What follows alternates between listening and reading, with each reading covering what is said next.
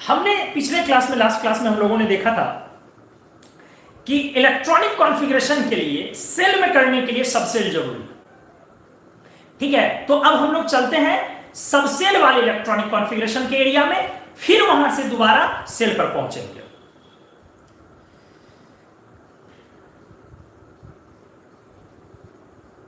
जफर, ये टाइम नहीं है ये लिखने का बेटा, आ जाइए। सबऑर्बिट या ऑर्बिटल इलेक्ट्रॉनिक कॉन्फ़िगरेशन।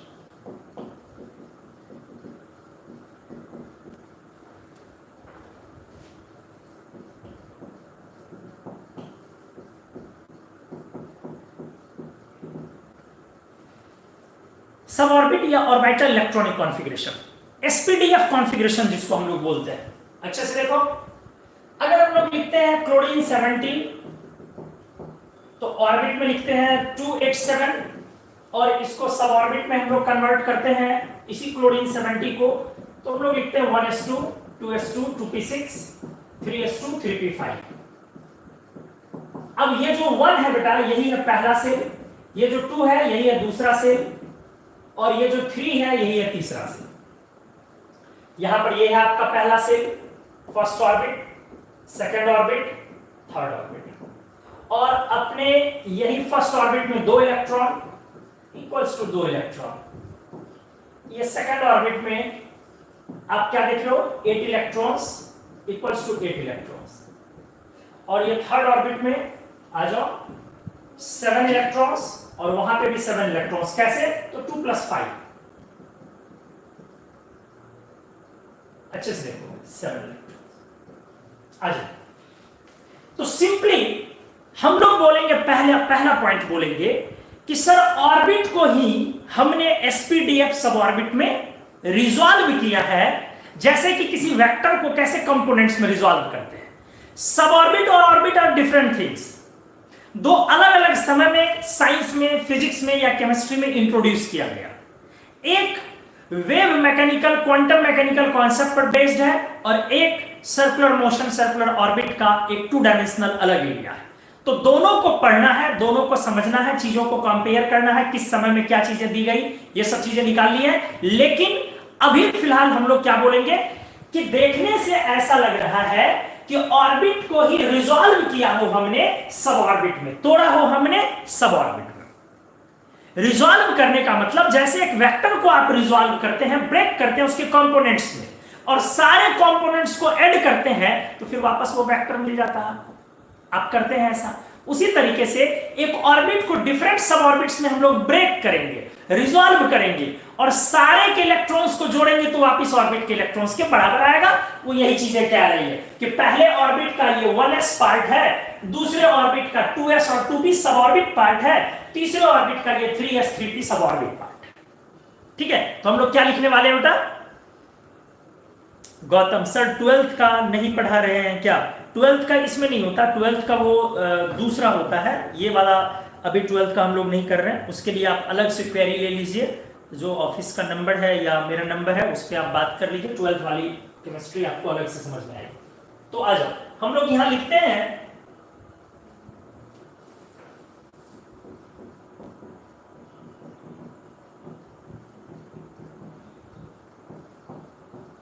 ये आपका ऑफिस का है और ये मेरा है। आप मेरे नंबर पर सिर्फ व्हाट्सएप कर सकते हैं, कॉल नहीं।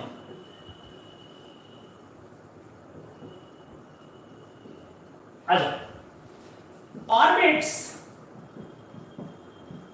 Are being resolve to sub orbits. Orbits को हम लोग रिजॉल्व कर रहे हैं सब ऑर्बिट्स में। जैसे कोई वेक्टर होता है, अगर आप बोलते हो ये v वेक्टर है, ये x एक्सिस और ये y एक्सिस, और ये थीटा एंगल बना रहा है, तो आप बोलते हो ना, अगर आपसे पूछा जाए x एक्सिस पर स्पीड क्या है, वेलोसिटी क्या है, तो आप बोलते हो vx cos theta, v cos theta, और बोला जाता है y एक्सिस पर क्या है जी, तो आप बोलते हो सर v sin थीटा, इसकी स्पीड है। अब इन दोनों को वेक्टोरियली ऐड करते हो तो वापस वो आपको वेक्टर v मिलता है। तो उसी तरीके से ऑर्बिट को हमने रिजॉल्व किया है किसमें, सब ऑर्बिट। ऑर्बिट को हमने रिजॉल्व किया सब ऑर्बिट में। हम लोग अब यहां पर दो चीजें देखेंगे, ठीक से देखोगे। इधर अपन ऑर्बिट लिखेंगे जिसको हम लोग सेल बोलते हैं, और इधर हम लोग सब ऑर्बिट लिखेंगे जिसको अपन सबसेल बोलते हैं। अच्छे से देखोगे, कोई डाउट होगा बेटा तो तुरंत पूछोगे। इधर सबसेल लिख लो, ऑर्बिट या सेल, और इधर सब ऑर्बिट या सबसेल, ठीक है। ऑर्बिट का कॉन्सेप्ट देने वाले साइंटिस्ट हैं बोर साहब, आपको पता है हमने बताया है 1913, नील्स बोर। और सब ऑर्बिट का कॉन्सेप्ट आता है क्वांटम मैकेनिकल कॉन्सेप्ट से। इसमें बहुत सारे लोगों का योगदान है। 1925-26 1925-26 के अराउंड ये चीजें स्टार्ट हुई, और इसमें हेजनबर्ग, इनको नोबेल प्राइज मिला है इस एरिया में काम करने के लिए। श्रोडिंगर, बहुत सारे लोगों का इसमें योगदान है, इनको भी नोबेल प्राइज मिला हुआ है क्वांटम मैकेनिकल और कॉन्सेप्ट पर काम करने के लिए। और भी लोग हैं, डी ब्रॉगली, प्लैंक, मैक्सवेल, बहुत सारे लोगों का नाम आता है, डॉट डॉट हमने लगाया। तो ऑर्बिट का कॉन्सेप्ट 1913 में दिया गया।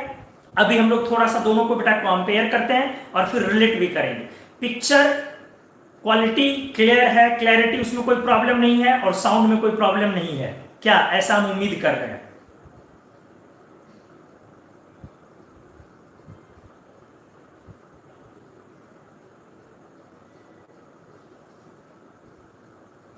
गौतम, सिंपी सर आप बहुत अच्छा पढ़ाते हैं, थैंक यू सिंपी, आप लोग अच्छा पढ़ते हैं इसलिए। अनुज सर, क्या आज तक किसी ने एटम देखा है? ये धीरे धीरे समझेंगे, जब क्वांटम मैकेनिकल कॉन्सेप्ट को क्लियर करेंगे तब समझेंगे कि एटम क्या चीज है।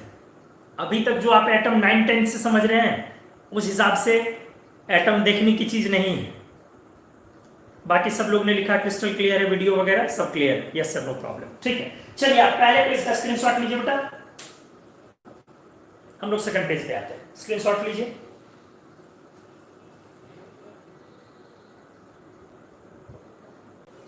चलो आ रहा। तो बेटा हम लोग यहां पर दो पार्ट में चीजों को बांट रहे हैं, इधर है अपना ऑर्बिट और इधर अपना सब orbit.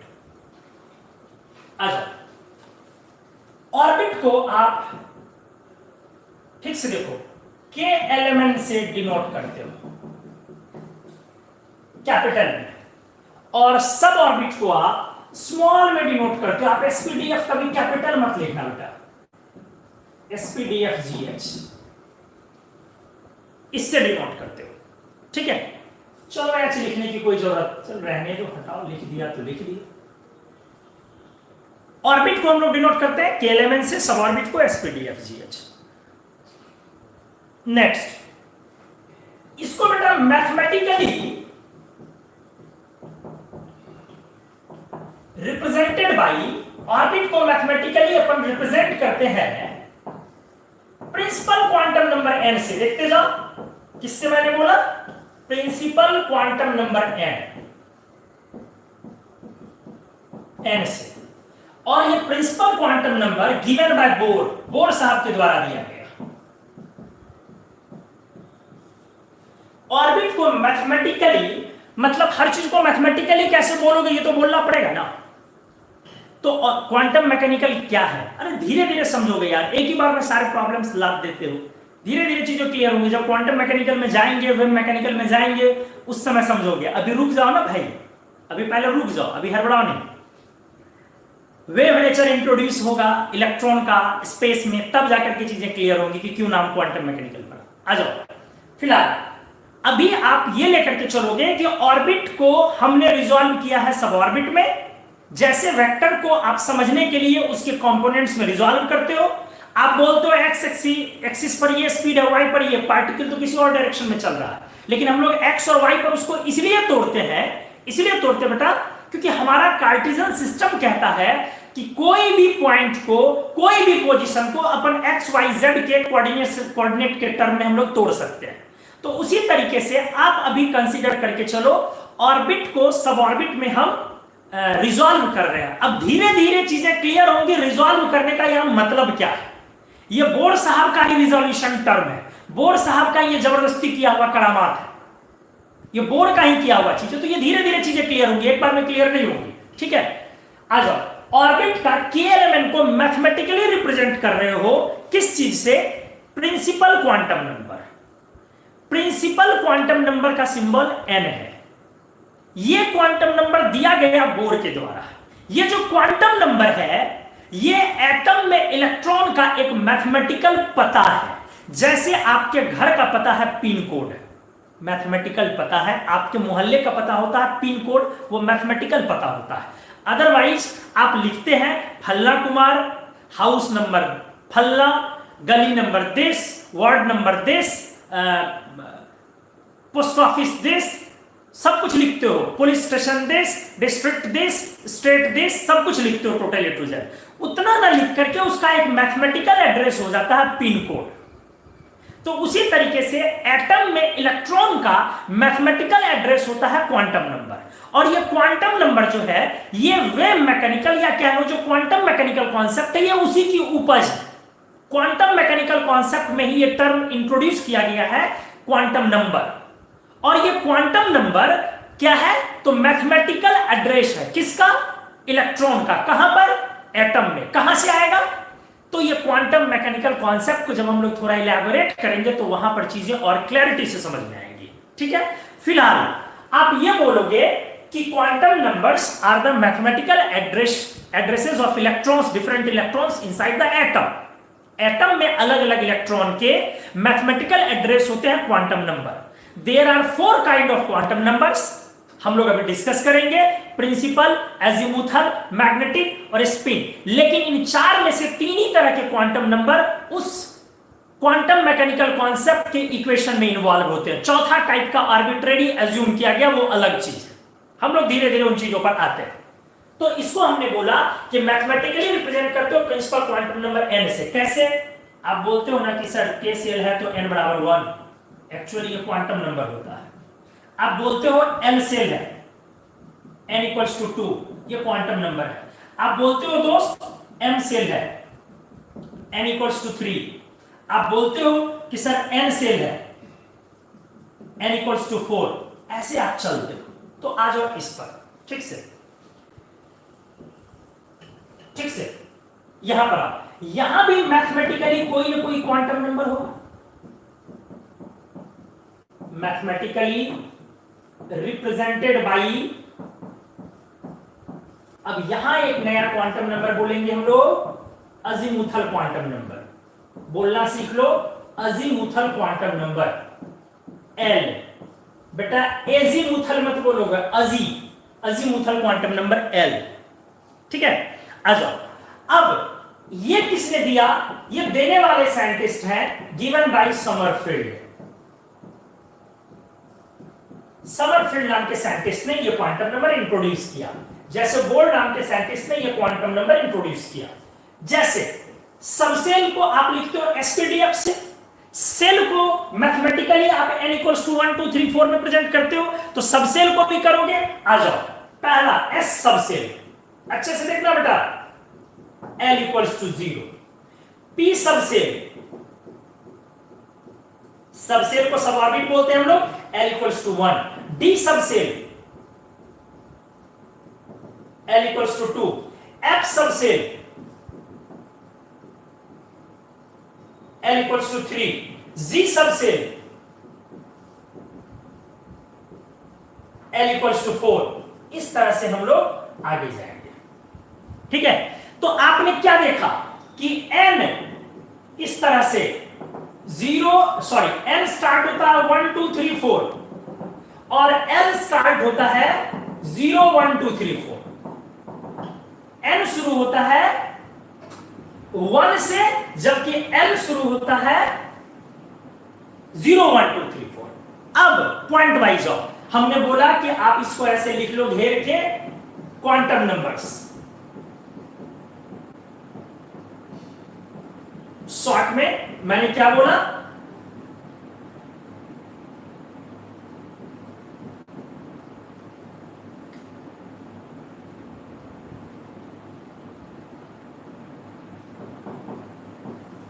They are the mathematical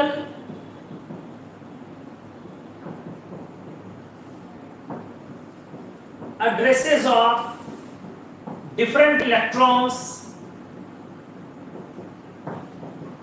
of atom. एक एटम के अलग अलग इलेक्ट्रॉन का मैथमेटिकल एड्रेस होता है। 4 क्वांटम नंबर, प्रिंसिपल,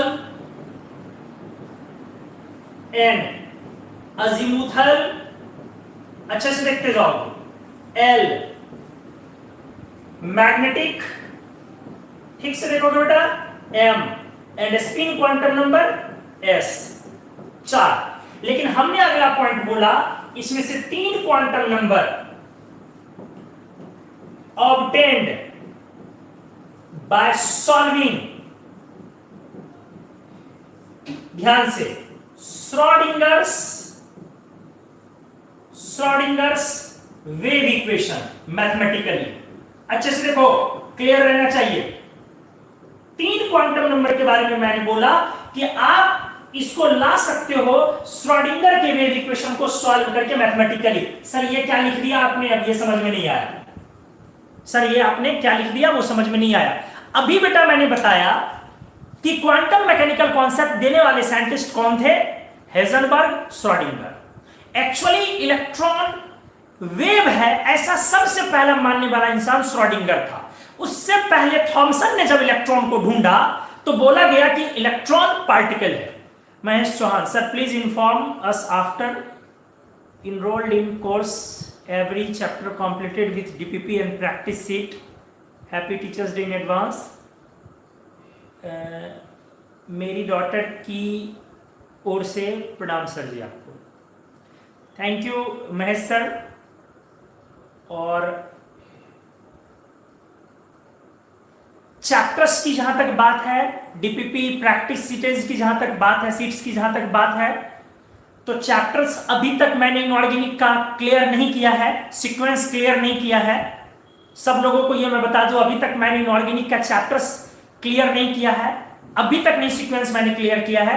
उसकी वजह है कि मैंने सोचा था कि एक बार आप लोग का एनरोलमेंट कंप्लीट हो जाए, उसके बाद मैं अपना पिटारा खोलूं। अभी मैंने पिटारा नहीं खोला है।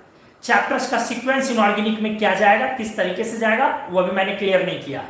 ये जो अपना यूनिट 1 चल रहा है, पहला यूनिट, जब यूनिट 1 कंप्लीट कर लेंगे हम लोग, एटॉमिक स्ट्रक्चर वाला जो यूनिट चल रहा है, fundamental concepts of inorganic chemistry, जिसमें मेजर पार्ट आप एटॉमिक स्ट्रक्चर पढ़ रहे हो, जब ये पार्ट आपका कंप्लीट हो जाएगा, उसके बाद हम आपको अपना सीक्वेंस क्लियर करेंगे यूनिट 2 को पढ़ाने से पहले। रहा सवाल डीपीपीज का, सर आपने बोला है डीपीपीज के बारे में या प्रैक्टिस 6 के बारे में, वो आपको जल्द मिलना स्टार्ट हो जाएगा इनरोल्ड स्टूडेंट को। अभी तक इनऑर्गेनिक में एनीवेज कोई डीपीपीज वगैरह नहीं गई है, लेकिन अभी मिलना स्टार्ट हो जाएगा। थैंक यू अभियांशु, आपको भी happy teachers day in advance, आप सभी को बेटा। चलो, तो ये हमने क्या बोला कि श्रोडिंगर्स वेव इक्वेशन को मैथमेटिकली सॉल्व करके अपन 3 क्वांटम नंबर लाते हैं, प्रिंसिपल, अजीमुथल एंड मैग्नेटिक। ठीक है, चौथा क्वांटम नंबर उससे सॉल्व करके नहीं लाते हैं। क्वांटम नंबर्स क्या है, जैसे आपके घर के अगल बगल का, आपके मोहल्ले का एक पता होता है। क्या होता है पता? Pin code. वो पिन कोड कैसा पता होता है? डिटेल्ड नहीं, मैथमेटिकल पता होता है, मैथमेटिकल एड्रेस होता है। तो क्वांटम नंबर भी एटम में इलेक्ट्रॉन का मैथमेटिकल एड्रेस है। ठीक है, 3 तरीके का quantum number quantum mechanical concept के वेव इक्वेशन को सॉल्व करके आता है, जो wave equation Schrödinger's wave equation के नाम से जाना जाता है। एक्चुअली इलेक्ट्रॉन को जब थॉमसन ने ढूंढा, इलेक्ट्रॉन की जब डिस्कवरी हुई, तो इलेक्ट्रॉन को दोस्त एक पार्टिकल माना गया, कण माना गया कि इलेक्ट्रॉन पार्टिकल है, कण है। लेकिन धीरे धीरे साइंस जैसे जैसे डेवलप होता चला गया, तो क्वांटम मैकेनिकल कॉन्सेप्ट 1925-26 के अराउंड जब डेवलप हुआ, वो उसका आधार ही यही था। क्या है क्वांटम मैकेनिकल कॉन्सेप्ट? इस सवाल का छोटा सा जवाब, अभी पूरा जवाब नहीं, कि श्रोडिंगर ने इलेक्ट्रॉन को वेव नेचर में ले लिया, इलेक्ट्रॉन को वेव का दर्जा दिया कि इलेक्ट्रॉन वेव है, जबकि इलेक्ट्रॉन को पहले से पार्टिकल माना जाता था। डी ब्रॉगली नाम के साइंटिस्ट ने बीच में एक अपना रास्ता निकाला है कि इलेक्ट्रॉन वेव भी है और पार्टिकल भी है।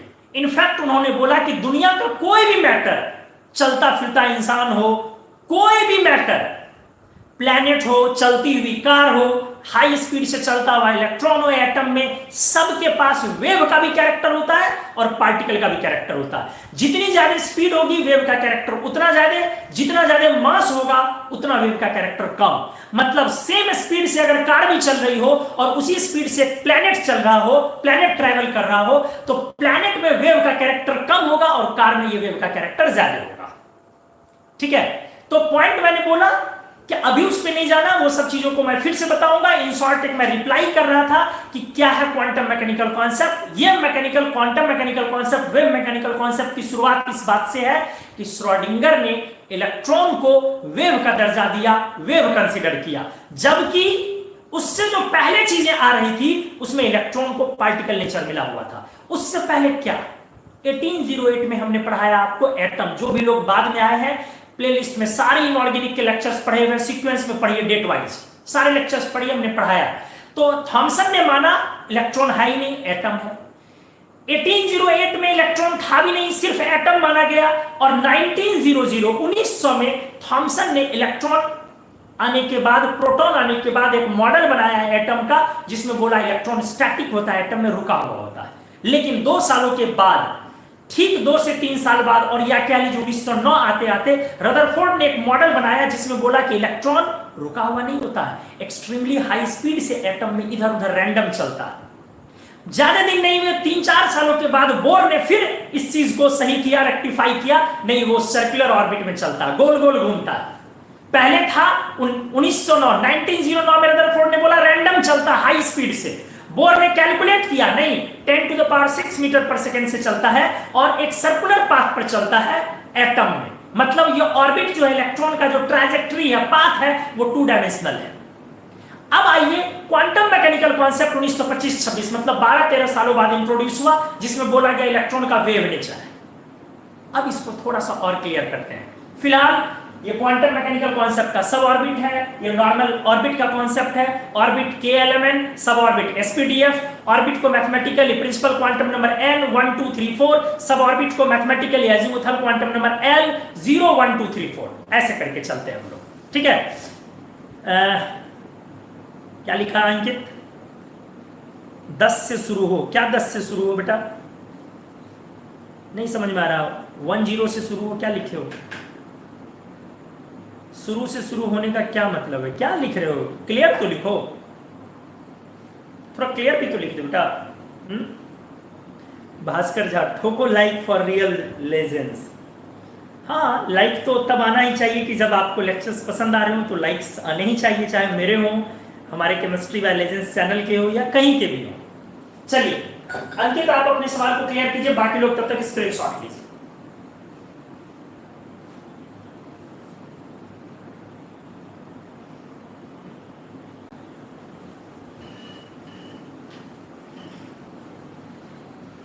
चलो तो पहला स्टेप वो किससे हम लोग डिनोट करते हैं, आपको ध्यान रखना है। S के लिए मैंने L का वैल्यू बताया 0, इसको भूलोगे नहीं, हमेशा ध्यान रखना होगा। S के लिए L का वैल्यू मैंने बोला 0, P के लिए L का वैल्यू 1, D के लिए 2, F के लिए 3, G के लिए 4, H के लिए 5। L स्टार्ट होता है 0 से, L स्टार्ट होता है 0 से, 0 1 2 3 4 5, जबकि N स्टार्ट होता है 1 से। आते जाओ।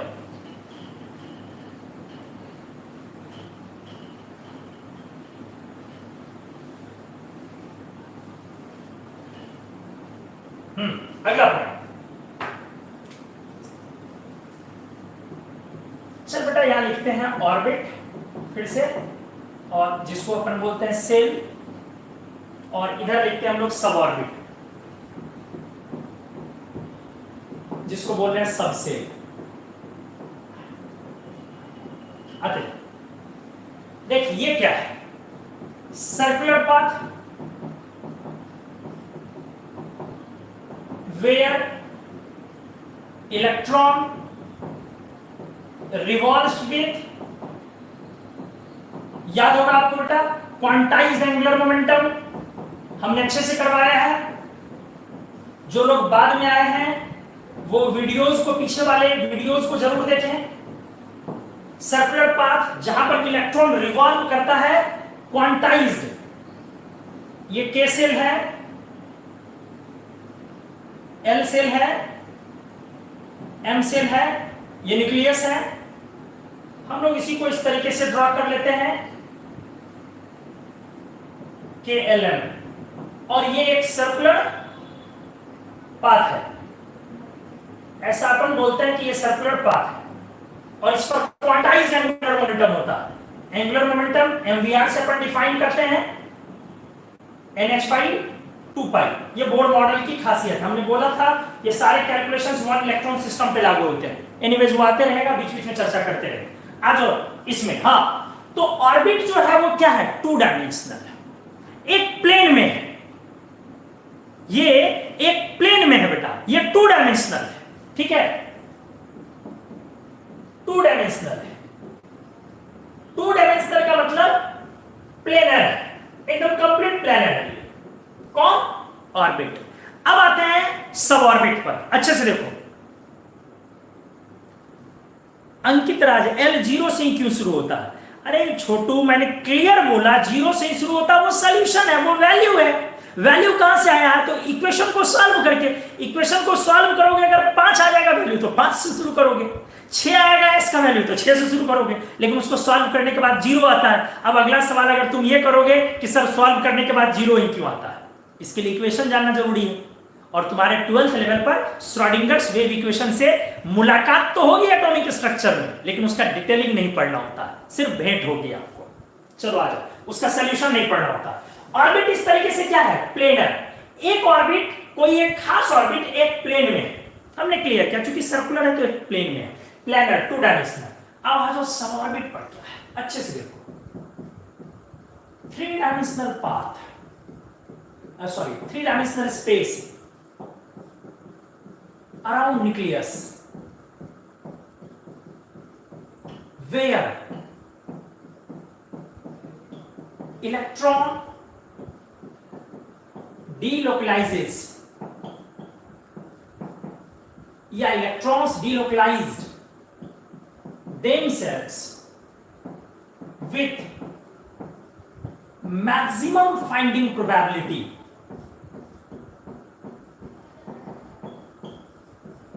Probability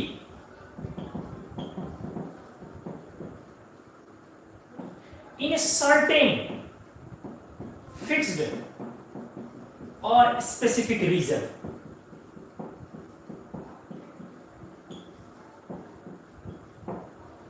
क्लियर करो चीजों को अच्छे से। The delocalization of electron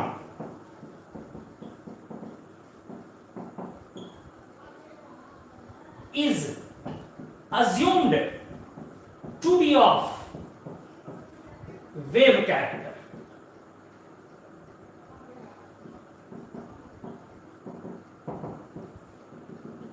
That is, wave nature of electron is introduced in suborbits.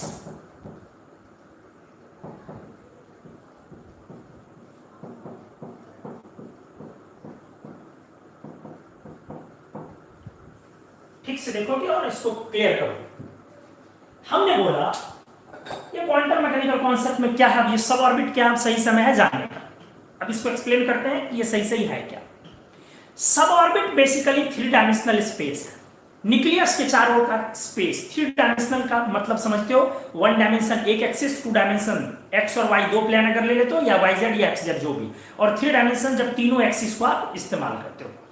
तो सबऑर्बिट बेसिकली क्या है, सबऑर्बिट 3 डायमेंशनल स्पेस मतलब न्यूक्लियस के चारों ओर का स्पेस। 3 डायमेंशनल वर्ड का कोई मतलब नहीं है, चारों ओर का स्पेस अराउंड न्यूक्लियस, जहां पर कि इलेक्ट्रॉन डीलोकलाइज्ड होता है। इलेक्ट्रॉन डीलोकलाइज करता है, स्वयं को खो देता है, वो किसी पाथ पर नहीं चलता है, वो किसी फिक्स्ड पैटर्न मोशन में नहीं चलता है, वो डीलोकलाइज होता है, एक किसी पोजीशन से वो किसी दूसरे पोजीशन पर जाता है बिना किसी रेगुलर ट्रैजेक्टरी को, पाथ को फॉलो किए हुए, जबकि ऑर्बिट कहता है कि एक रेगुलर पाथ को फॉलो करना है। Sir what is the plane and surface? अभी हमारा क्वेश्चन नहीं है what is the plane and surface, ये हमारा थोड़ा क्वेश्चन है संजीत। प्लेन क्या है और सरफेस क्या है? प्लेन क्या है, सरफेस क्या है, नहीं समझ रहे हो? प्लेन 2 डायमेंशनल होता है, सरफेस 2 डायमेंशनल नहीं होता है।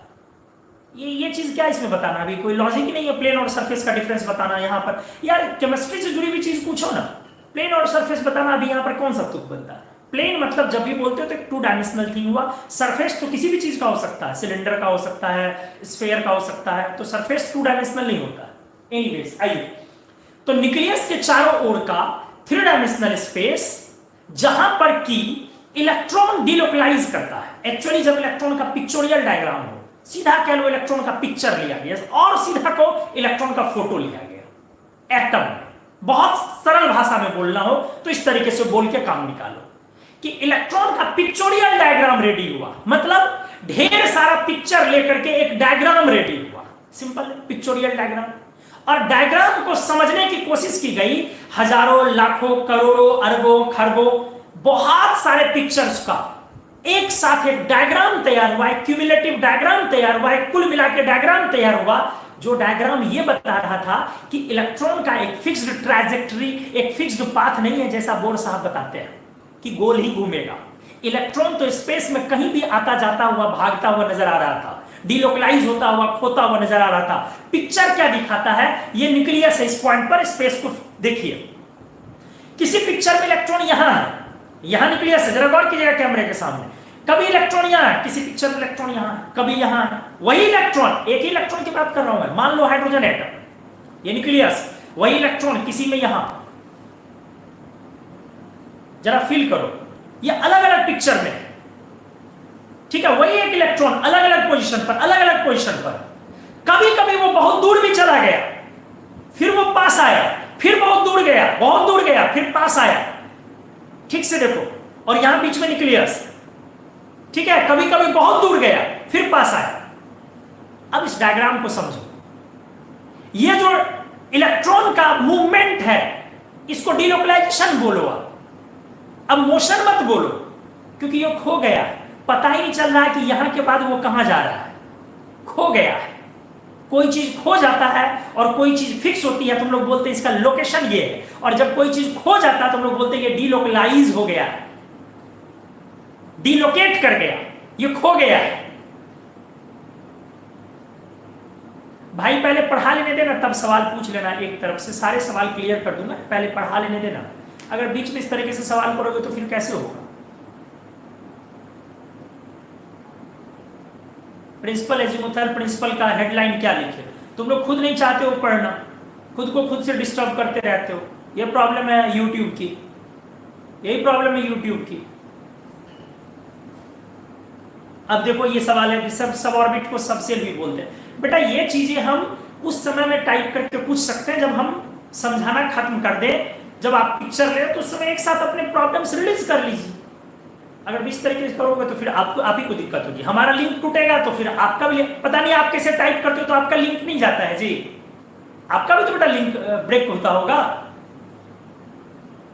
तो एनीवेज, तो इलेक्ट्रॉन्स मैंने क्या बोला, वो स्पेस में खो गया, उसका कोई पैटर्न, उसका कोई ट्रैजेक्टरी, उसका कोई पाथ नहीं रहा, वो पता नहीं चल पा रहा है कि कब कहां आएगा। लेकिन हाँ एक चीजें पता चल रही है, वो एक डेफिनेट रीजन में, एक निश्चित क्षेत्र में सबसे ज्यादा समय गुजार रहा है।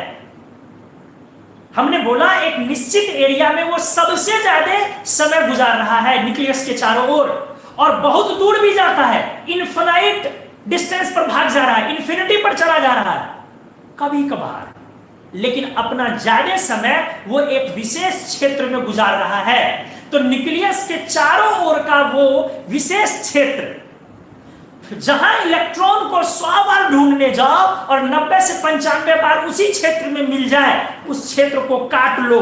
मान लो कि हमने कट कर लिया, मान लो कि हमने निकाल लिया, अब उसी को सब ऑर्बिट बोल रहे हैं। जबकि हमने क्या बोला, इलेक्ट्रॉन स्वयं को डिलोकलाइज कर रहा है। कभी इलेक्ट्रॉन नजदीक में है, कभी इलेक्ट्रॉन बहुत नजदीक आता है, कभी इलेक्ट्रॉन दूर जाता है, कभी इलेक्ट्रॉन बहुत दूर जाता है।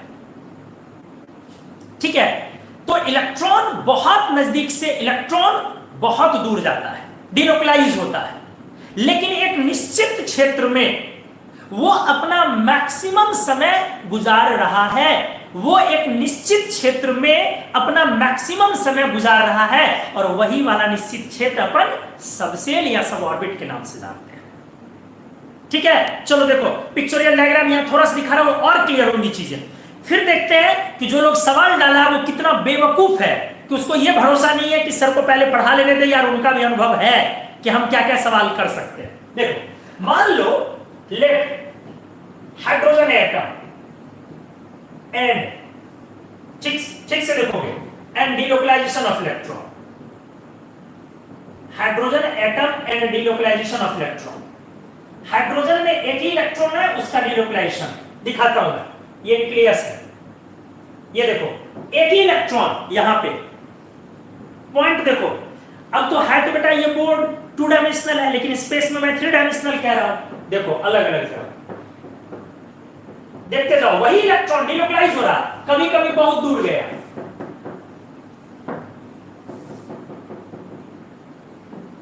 आप समझ पा रहे हो कि वो मैं बीच में क्या कर रहा हूं?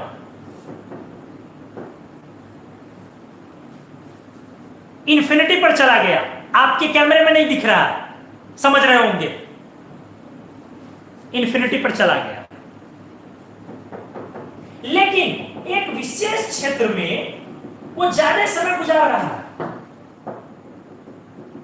100 में 90-95 बार जब आप उसको सर्च करो, मतलब उसके मिलने की संभावना 90 to 95, बाकी है बहुत दूर भी, माइनस इंफिनिटी से प्लस इंफिनिटी हर जगह जा रहा है।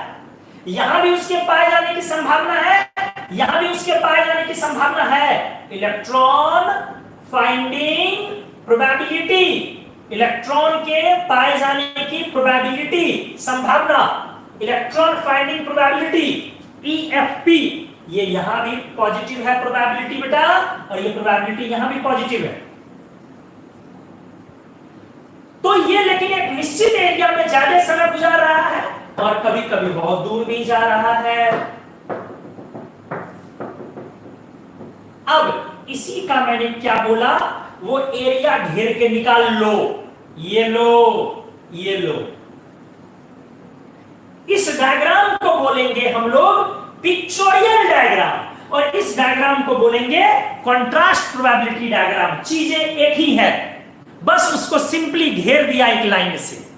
चीजें थिंग्स आर सेम, बस सिंपली एक लाइन से हमने घेर दिया।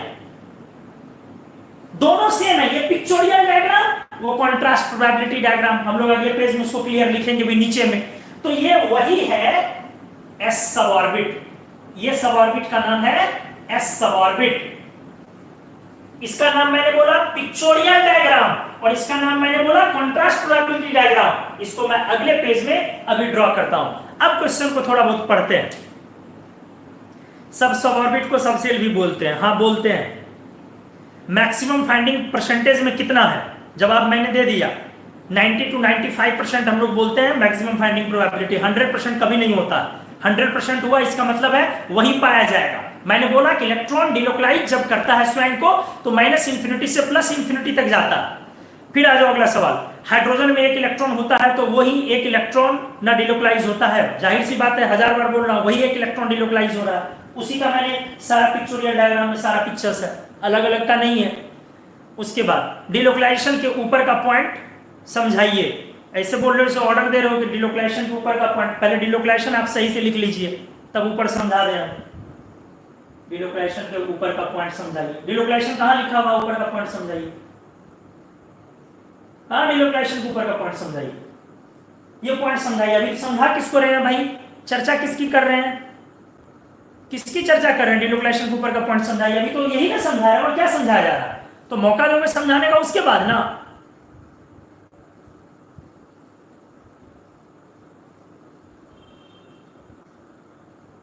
सर आप क्या लिखे हो जी, आप जो नीट में पढ़ा है उसमें से कितना आ सकता है अभी तक 2020 में?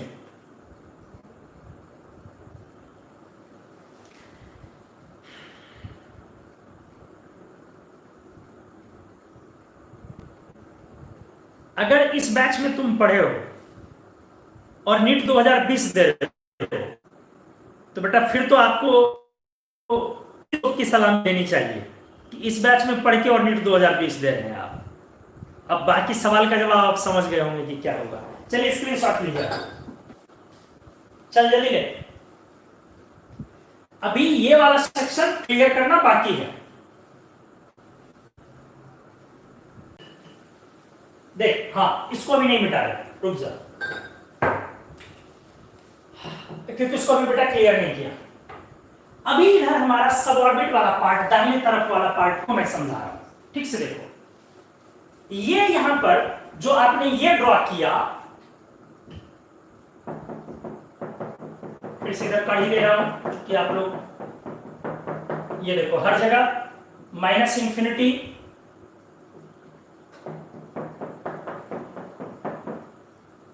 यहां भी हमने लिखा electron finding probability positive, plus infinity,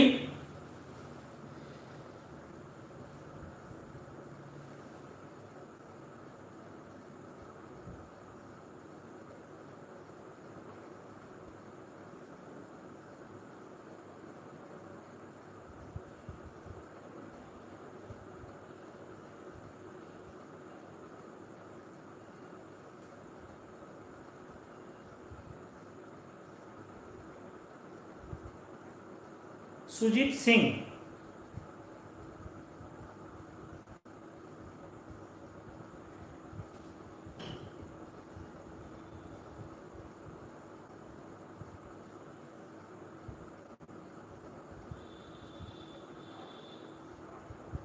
क्या जानना चाहते हो सुजीत सिंह, क्या लिख रहे हो बेटा?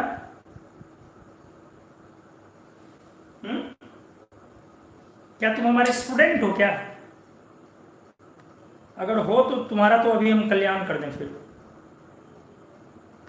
मैं चेक कर ले रहा हूं।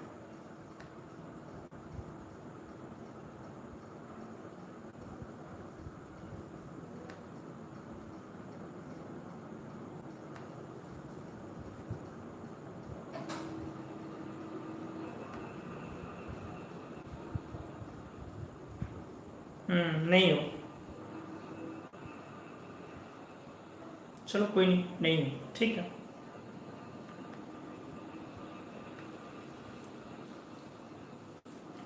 देख बेटा, किन्हीं का कलर समझना हो, मिंत्रा वाला है कि अमेजोन वाला है, क्या है, ये सब चीज़ के लिए सही प्लेटफॉर्म नहीं है। लोग पढ़ रहे हैं, उनको पढ़ने दीजिए, अपना काम कर रहे हैं करने दीजिए। बेवजह का डिस्टर्ब करके हमको नहीं लगता कि आपको अच्छा लगता होगा। अगर अच्छा लगता है तो ये अच्छी चीज़ नहीं है। कोई अच्छा काम कर रहा है, अच्छे रीजन के लिए कर रहा है, तो उसको करने देना चाहिए, ठीक है। ये क्या लॉजिक है कि मिंत्रा वाला भी परेशान हो जाता होगा? क्या परेशान हो जाता होगा यार? हो जाता होगा तो इसमें आपका क्या इशू, क्या जा रहा है? कुछ भी। नेगेटिव इन्फिनाइट क्या है? तो बेटा 9th-10th पढ़ता तो पता चलता नेगेटिव इन्फिनाइट क्या है। सॉरी सर का कोई लॉजिक है यार? तुम लाइव क्लास जिसमें इंडिया के कोने कोने के बच्चे लगे हुए हैं, और तू किस स्टेट का किस जिला का होगा ये सब समझ रहा है, किस स्टेट का होगा ये सब समझ रहा होगा। क्या लॉजिक है? क्या सॉरी सर? लाइव क्लास चल रही है, लोग, कोई कर्नाटका के बच्चे हैं, कोई बंगाल के बच्चे हैं, कोई उड़ीसा के बच्चे हैं। क्या सोचेगा तेरे बारे में? ये सोच तो तू। मिंत्रा वाला परेशान हो जाता हुआ, क्यों परेशान हो जाएगा मिंत्रा वाला यार? मैं अकेले कपड़ा खरीदने वाला हूं, मिंत्रा वाला परेशान हो जाएगा? और किस चीज का प्रूफ मांग रहे हो प्रिंस तुम? इस चीज का प्रूफ क्या है? प्रूफ के लिए पढ़ाई करोगे तब ना प्रूफ मिलेगा। लेक्चर शुरू होने से पहले प्रूफ मिल जाएगा जी। फ्री क्लासेस में ठक करके ना बंद कर दूंगा ऐसे, अगर तुम लोगों की स्थिति रही तो। हाइपोथेटिकल कॉन्सेप्ट है, अजीब हाल है। बार बार समझा रहा हूं कि पिक्चोरियल डायग्राम, पिक्चर किसका लिया जाता है?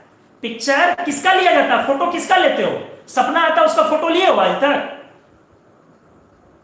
आपसे बेटा पूछा जा रहा है, कभी सपने आए हैं उसका फोटो लिए हो? पहले जवाब दो, टाइप करो। कभी कोई तुमको सपना आया हो, उसका पिक्चर लिए हो? आज तक फोटो ले पाए हो? हाइपोथेटिकल चीजों का? जवाब दो। नहीं नहीं, उसको बोलने दो प्रदीप, छोड़ दो। प्रिंस, क्या कभी तुमने कोई सपना आया हो, कोई चीज सोचा हो, उसका पिक्चर लिए हो?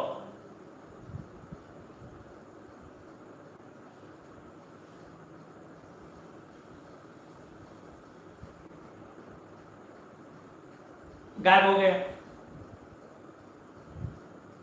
बेटा पिक्चर उसी का लेते हैं जो हकीकत है। पिक्चोरियल डायग्राम का मतलब है, हमने क्लियर ये वर्ड्स यूज किया। कई बार हमने बोला कि हम लोग, तुम चलो 10 20 25 50 100 2000, हमने क्लियर बोला, लाख 2 लाख इन्फिनाइट करोड़ अरब इतने फोटो लेते हो, इतने पिक्चर्स लेते हो और उसको क्यूमुलेटिव देखते हो, कलेक्टिव देखते हो, तो एक डायग्राम तैयार होता है। इस डायग्राम को अपन बोलते हैं पिक्चोरियल डायग्राम। लॉजिकली कुछ क्या है, प्लीज लॉजिकली कोई चीज पूछो ना, लॉजिकली पूछो कि क्या है, जो चीज बोल दे रहा हो उसी चीज को फिर रिपीट कर रहे हो। चलो आ जाओ। एनीवेज, तो माइनस इंफिनिटी मतलब इंफिनिटी का दो छोर अपन बोल रहे हैं, हर जगह इलेक्ट्रॉन की फाइंडिंग प्रोबेबिलिटी है, लेकिन एक विशेष क्षेत्र में, चलो यहां पे इलेक्ट्रॉन काफी दिखा था,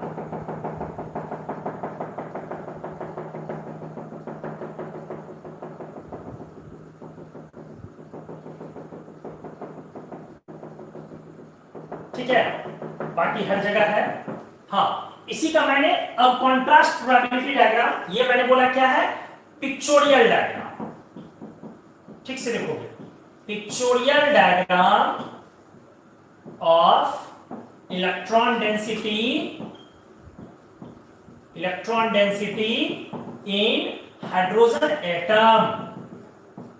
ठीक से देखो बेटा, मैंने बोला इसको बोलते हो एस सबऑर्बिट। अब इसी को मैंने वो वाला एरिया, और यहां जो है इस रीजन में इलेक्ट्रॉन फाइंडिंग प्रोबेबिलिटी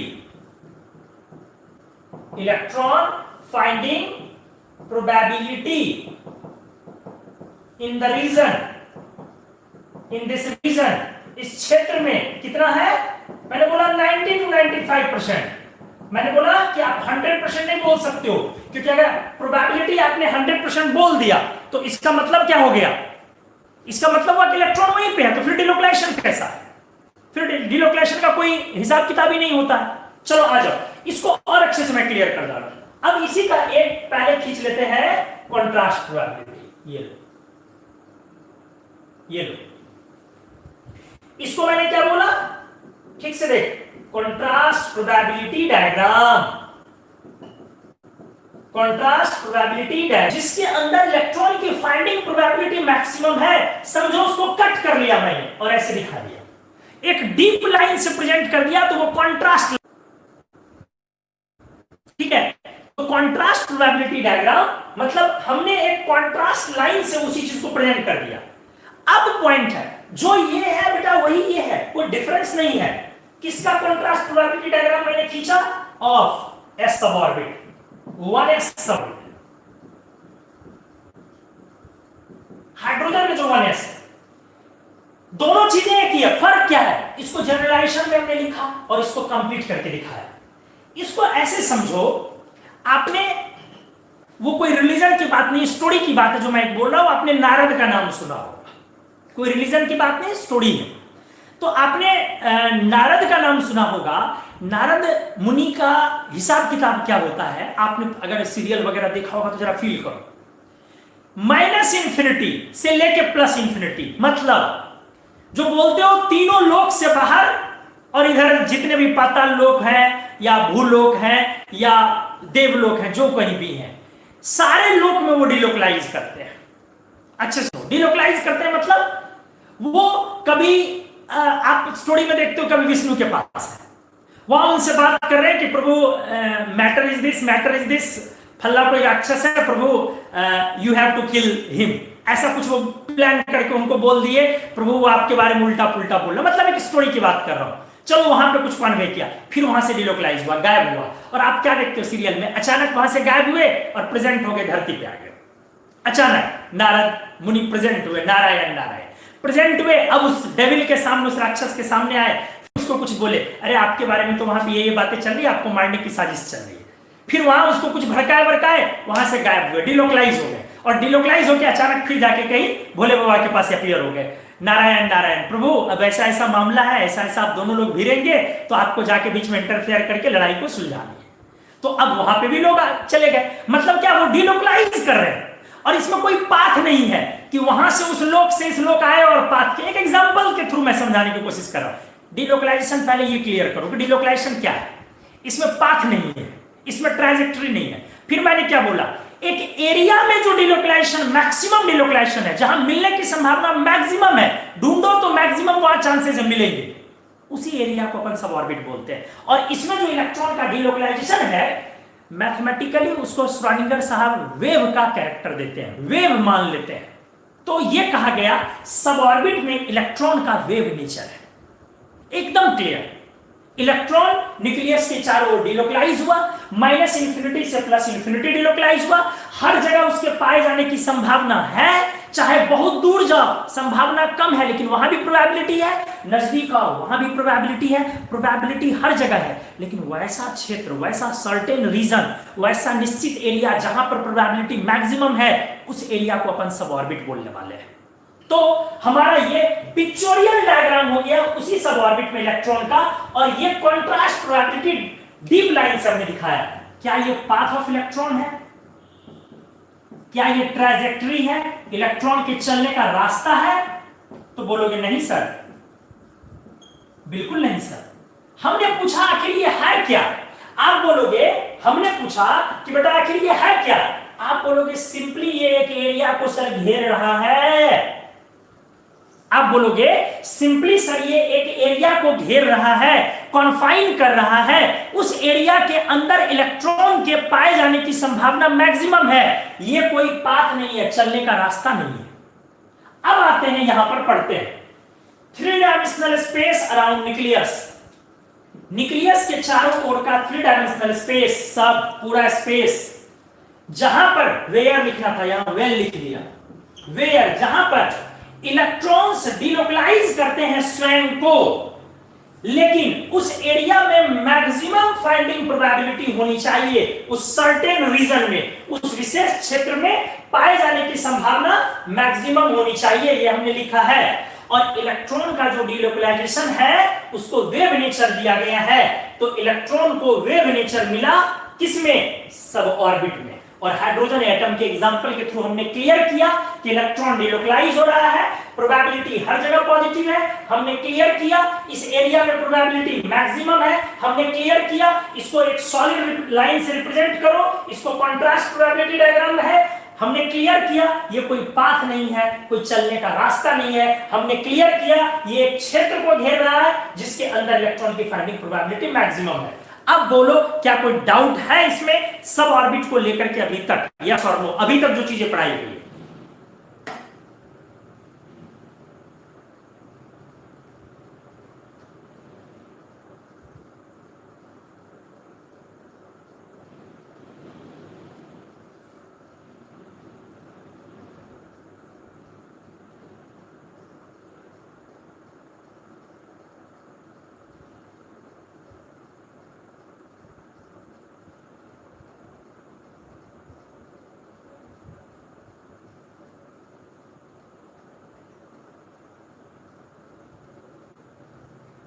गुड।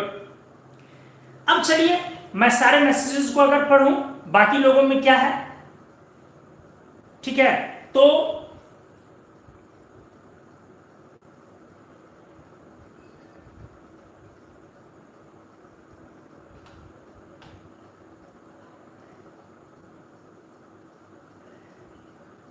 क्या लेविस एसिड लेविस बेस क्या पूछे हो जी?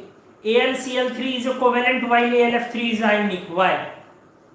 अरे भाई मेरे यार, किस बैच में हो ये तो थोड़ा देख लिया कर, हैं? गजब स्थिति है यार। भारत में आके पूछता है कि पाकिस्तान की करेंसी में ये क्या है, ये क्या है, ये क्या है। पाकिस्तान में करेला किस भाव बिक रहा, आलू किस भाव बिक रहा। हाँ, थोड़ा तो सही चीज पूछा कर। हाँ, अब चल इसमें एग्जांपल जो कुछ अच्छा पूछा गया है, कुछ क्वेश्चन।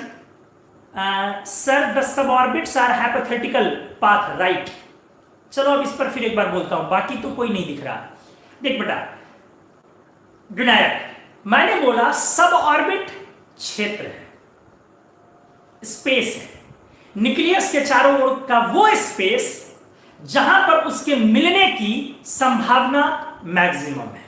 सब ऑर्बिट का एक डेफिनिट बाउंड्री होना असंभव है, वहां एक डेफिनिट बाउंड्री नहीं खींची जा सकती। सिंपल मैंने एग्जांपल दिया, चलो एक और एग्जांपल बोल देता हूं, आखिरी एग्जांपल बोल देता हूं। आपका डिलोकलाइजेशन, आप अपने आप को एक इलेक्ट्रॉन मानो और आपका जो कमरा है, ध्यान सुनो, आपका जो घर है वो घर में कोई एक पॉइंट मान लो न्यूक्लियस, कोई सेंटर एक पॉइंट मान लो न्यूक्लियस, तो आप उस घर में ही हो, डिलोकलाइज हो, न्यूक्लियस के चारों ओर, कभी अपने कमरे में, पापा मम्मी के कमरे में, कभी बहन के कमरे में, कभी गेस्ट वाले कमरे में, कभी टेरिस पर, कभी गार्डन में, कभी दरवाजे पर, कभी थोड़ा दूर, कभी पड़ोस वाले दादाजी के यहां, कभी और थोड़ा 2, 4, 10 मकान बाद वाले दादाजी के यहां, कभी कभी अपने खेतों के तरफ, अपने दुकान के तरफ, कभी कभी रेयर, कभी कभी मामा के यहां 2-3 गांव 4 गांव बाद, 2-3 शहर बाद, कभी कभी रेयर। लेकिन ये सब डिलोकलाइजेशन है।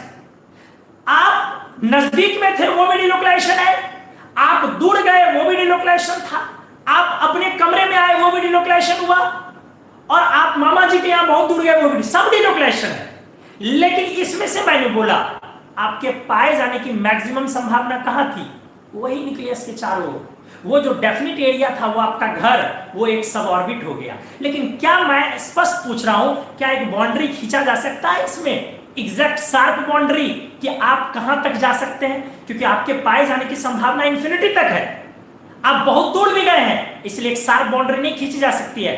तो सब ऑर्बिट एक रीजन है, एक क्षेत्र है, उस क्षेत्र में इलेक्ट्रॉन के पाए जाने की संभावना मैक्सिमम होती है। ठीक है, बाकी कुछ नहीं। क्लियर हुआ आपका विनायक? बोल बेटा।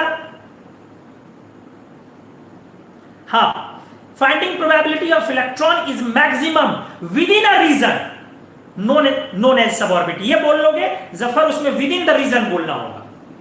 तो आज मैंने सिर्फ आपको यह समझाया कि सब ऑर्बिट को लेकर के ज्यादा सेंसिटिव ना हो। सब ऑर्बिट और ऑर्बिट में एक्चुअली कोई समानता नहीं है। बोर साहब कहते थे गोल गोल, ये कहता है डिलोकलाइजेशन। वो कहते थे एकदम फिक्स पाथ, ये कहते थे नहीं कोई पाथ नहीं, डिलोकलाइजेशन।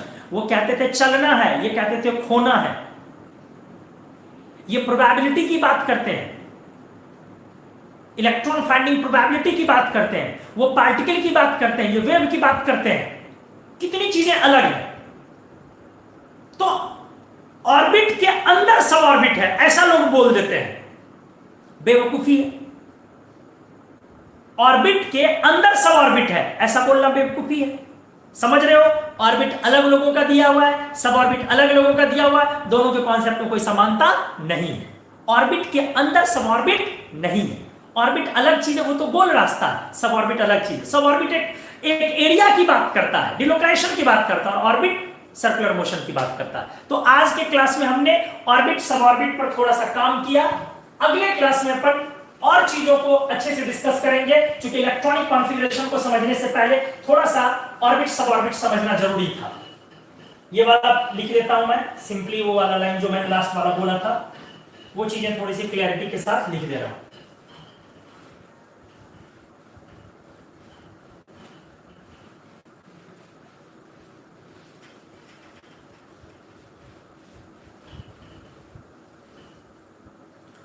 और किसी का कोई है? Sir but how can an electron be found infinite distance from the nucleus when the size of the atom is almost fixed? नहीं बेटा, विनायक आगे पढ़ोगे, एटम के साइज फिक्स नहीं होते हैं।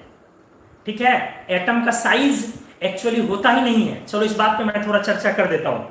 और किसी का कोई सवाल है? नहीं।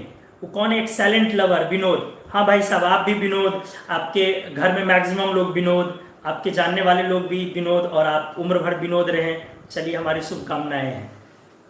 आ जाइए। अब इसको मैंने पहले बोला क्या? सिंपली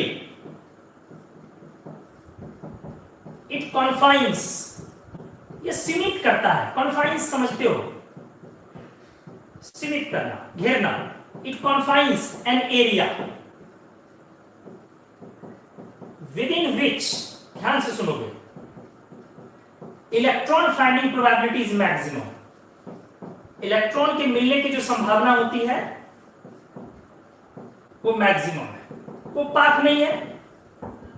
अब आगे चीज देख लो, ये सब ऑर्बिट वाला ही तो कॉन्सेप्ट है जो ये कहता है thus according to assumption of, बहुत अच्छा सवाल विनायक तुमने पूछा बेटा, thus according to assumption of quantum mechanical concept. ये जैसे जैसी चीजें बोल रहा है, मतलब पिक्चोरियल डायग्राम जो खींच रहा है, इससे एक बात तो तय है कि एटम का फिक्स साइज निकालना असंभव है, एग्जैक्ट साइज निकालना असंभव है। कह रहा है कि भाई साहब इन्फिनिटी, भैया हमारा जहां पे लास्ट पार्टिकल आखिरी बार जाएगा हम साइज वहां तक ले सकते थे। ये कह रहा है इन्फिनिटी तक कभी कभी दिखता भी नहीं है पिक्चर में, पिक्चर लो क्लिक करो तो इलेक्ट्रॉन दिखता नहीं, मतलब इन्फिनिटी पर चला गया है। तो इसमें एग्जैक्ट साइज कैसे निकलेगा? Exact size of atom can not be determined, exact size of atom can not be determined. अब मान ले कि तेरे को क्लोरीन एटम का साइज निकालना है, लेट क्लोरीन एटम, इसका साइज निकालना है, तो सर साइज कैसे निकालोगे? तो एटम का साइज ही नहीं निकलता है, यही प्रॉब्लम है। तो देखो साइज कैसे निकलता है, अब साइज कैसे, इसका हाइपोथेटिकल साइज निकलता है, हाइपोथेटिकल, और इफेक्टिव साइज निकलता है। देखो कैसे, इलेक्ट्रॉन डिलोकलाइज कर रहा है, न्यूक्लियस नहीं कर रहा है। दोनों के बीच की दूरी डिवाइडेड बाय 2,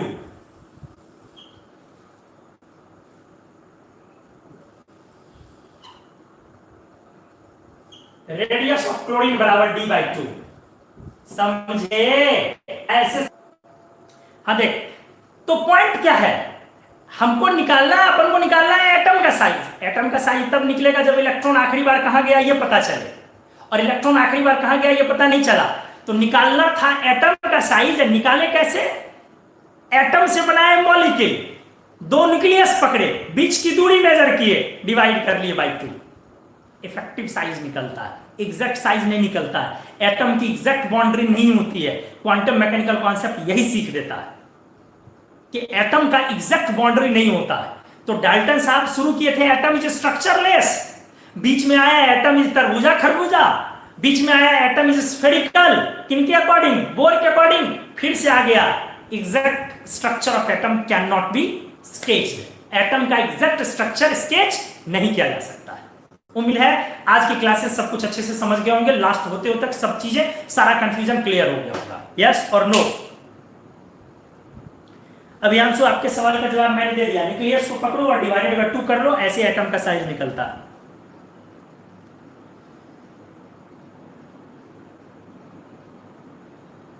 हर जगह पॉजिटिव होगा, प्रोबेबिलिटी हर जगह पॉजिटिव होगा।